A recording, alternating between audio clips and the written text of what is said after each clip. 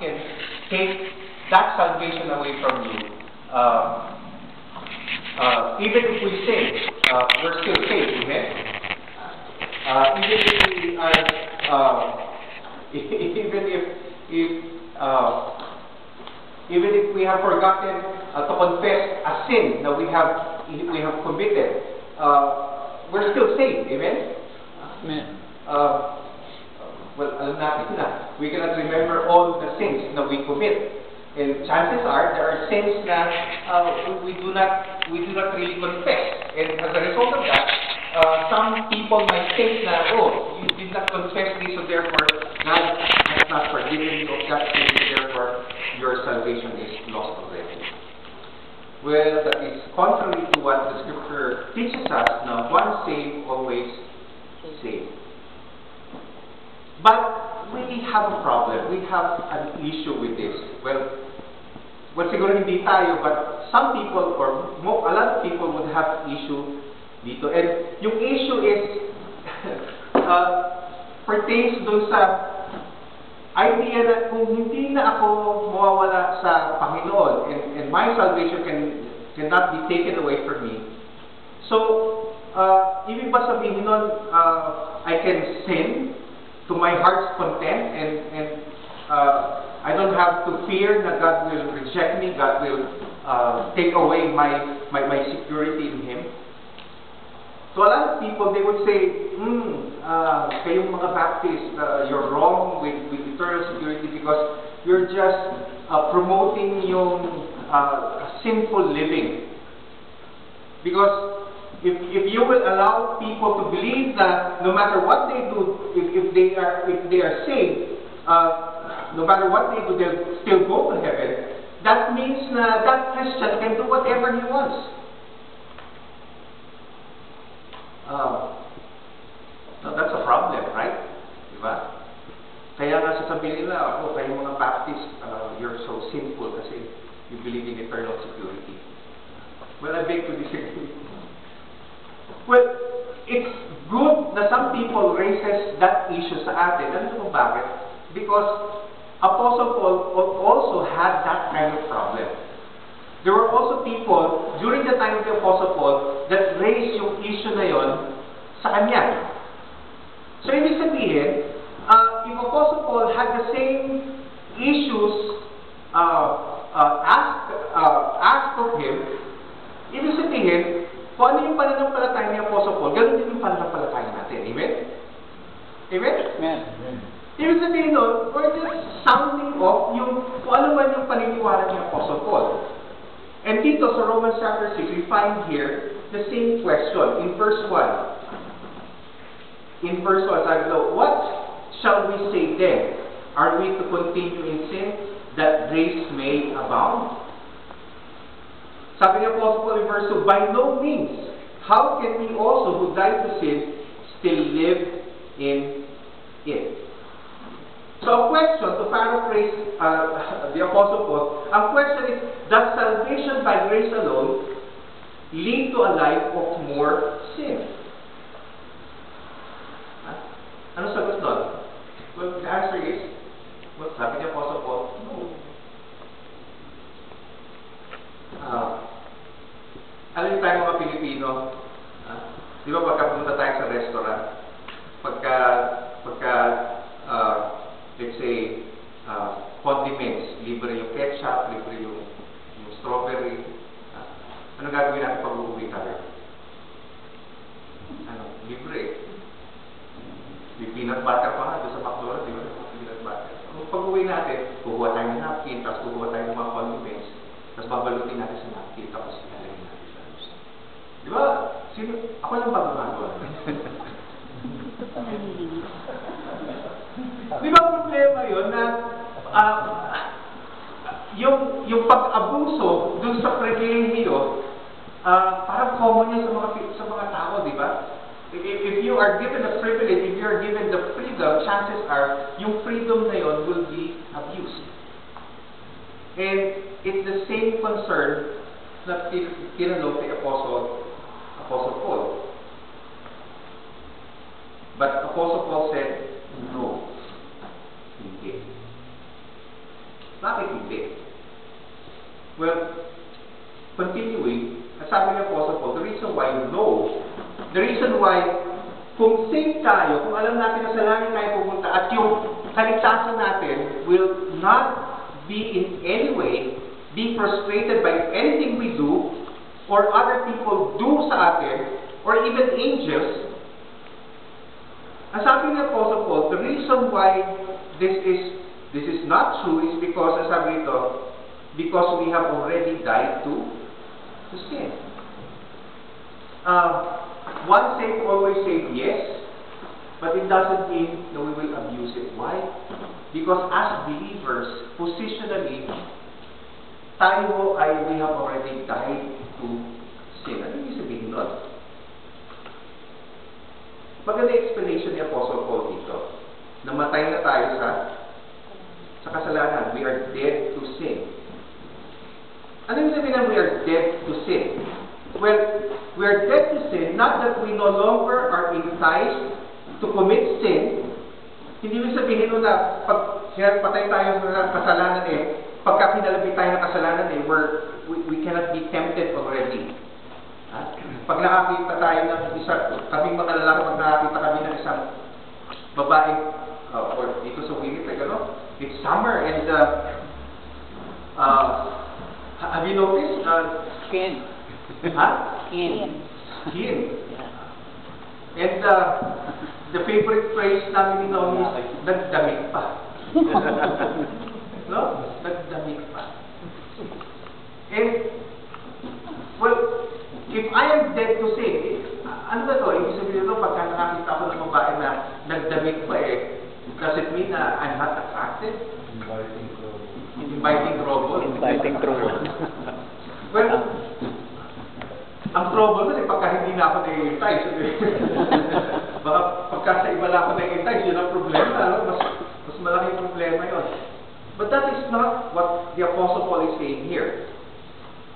Not that we no longer are enticed to commit sin, but rather, ang ibig sabihin ng Apostle Paul na we are already dead to sin, ang ibig sabihin nun, we are not anymore controlled by sin. Here's the problem. Because of sin reigning in our lives, sin really is the master sa buhay natin. Nung bago tayo makakilala sa Panginoon, there is no power within us. There is no will within us really to resist the temptation ng kaaway. Kung makakalusot lang, lulusot tayo. Amen? Pero, nung tayo ay namatay na sa kasalanan, ibig sabihin nun, we are potentially now able to resist sin. Not that we are not capable of sinning, but rather we can now resist sin by the power of God in us. Now, this point is illustrated by the Apostle Paul sa pamamagitan ng baptism. Sinabi ni Apostle Paul, alam niyo ba, na when you were baptized, that baptism symbolizes yung reality na sa harapan ng Panginoon, we are united with Christ, and when Christ died on the cross, we already died to sin on the cross with our Lord Jesus Christ. And konting explanation, that is why yung salvation natin, nung tinanggap natin ang Panginoon, susugin natin Panginoon tagapagligtas, tayo ay namatay kasama ng Panginoon Jesus sa krus, tayo ay nailibing kasama ng Panginoon Jesus, at tayo ay nabuhay na maguli kasama ng Panginoon Jesus. We are united with our Lord Jesus Christ. That's why our baptism is, well, I believe with all my heart, ang baptism po is done only by immersion. Amen? Because that's the only way that we illustrate Christ's death, Christ's burial, and resurrection. And our baptism symbolizes the spiritual reality that we are united with our Lord Jesus Christ, and that we have already died to sin together with Christ on the cross, and we are buried with Christ, and we have now new life and resurrected life together with the Lord Jesus Christ. So that like Christ, we have died to sin. Ano yung mean Christ died to sin? Ang ibig sabihin mo na is, remember when Jesus Christ was in the Garden of Gethsemane, and He said, Lord, if it's possible that this cup of suffering would pass by me, and ang sabi ng Panginoon Jesus, not my will, but thine will be done. So, ang ibig sabihin ng Panginoon Jesus, He was dying to self-will and following the command ng Panginoon Jesus. And in the same token, in the same manner, we are saying to God, we're saying no to ourselves, we are saying no to sin, and we are living our lives for you. So the reality is, tayo ay patay na sa kasalanan. At dahil tayo ay patay na sa kasalanan, because we are dead to sin, then we have this power within us na tayo po, we can already resist and overcome sin over our lives. Di ba frustrating yun? Sabi nga ng Bible we are eternally secured. If we sin more, then God's grace will abound more. And if God's grace will abound more, then God is more glorified. But the thing is, if we're truly saved, we will no longer have that desire. Or we will have the power to resist now yung dominion ng kasalanan sa buhay natin. Now, how is this possible? How is victory over sin possible? In verse 4, ang sabi ko dyan, we were buried together, we were buried therefore with Him by baptism into death, in order that just as Christ was raised from the dead by the glory of the Father, we too might walk in the newness of life. Nung nakiisa daw tayo, when we were united with Christ in His death, He also resurrected us. The same resurrection that Christ experienced, the same power that resurrected the Lord Jesus Christ, it's the same power that is working in our lives so that we would have new life in the Lord Jesus Christ. So, kaninong kapangyarihan yung ating gagamitin para mapaglabanan yung ating tendency to sin? It's the power of God.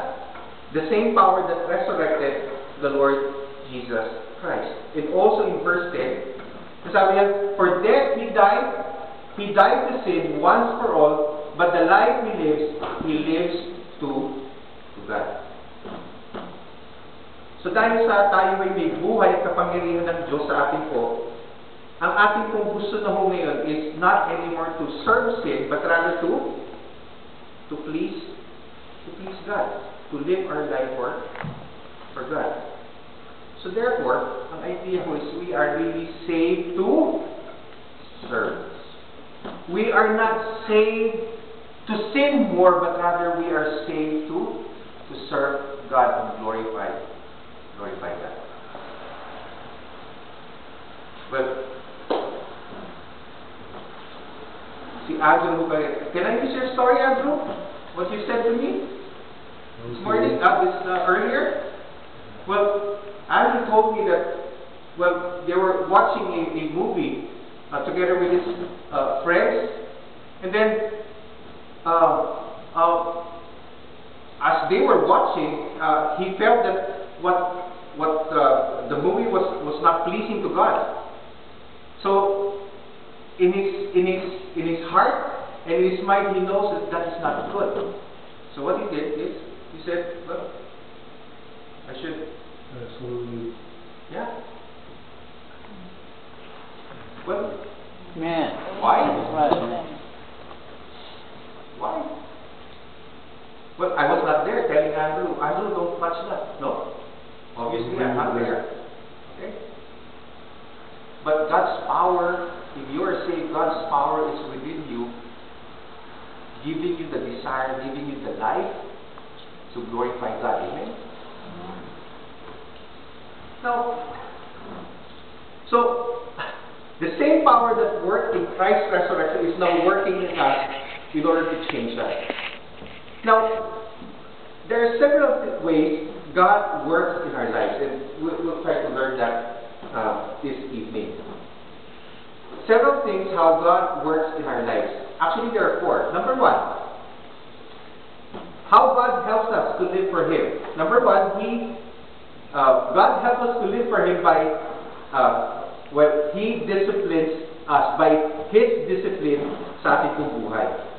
In Hebrews chapter 12, verse 5 and 11, ito po sabi, in verse 6, it says there, the Lord disciplines the one He loves and chastises every son whom He receives.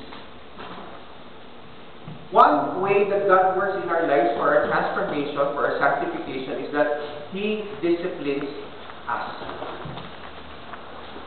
Ano ba ibig sabihin nito? Ang ibig sabihin, diba? Ang ibig sabihin is yung pinapalo. No? But, well, that's just one way that God disciplines us. Amen?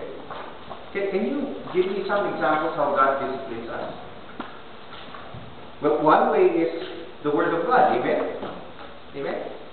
This is one way that God disciplines us. When you read the Word of God and as we read the Word of God, we know that the Holy Spirit is telling us that there's something wrong in our life. So therefore, we have the desire to follow the prompting of the Holy Spirit through the working of His Word. Maganda yan eh. Mabuting Kristiyano yun. Bible pa lamang, nakikinig na siya. Kaya lang, there are Christians na they totally reject yung discipline ng salita ng Panginoon. They totally reject the discipline of the Scriptures when they read the Scriptures as if it has no effect sa kanila. So therefore, sometimes God will even use spiritual leaders. Amen? Kaya nga, kung minsan, yung mga disciple nyo, kung saan nire-review kayo ng mga disciple nyo? Nire-review kayo ng pastor nyo. Yun ang wala dito sa North America. Hindi lang mga review ang mga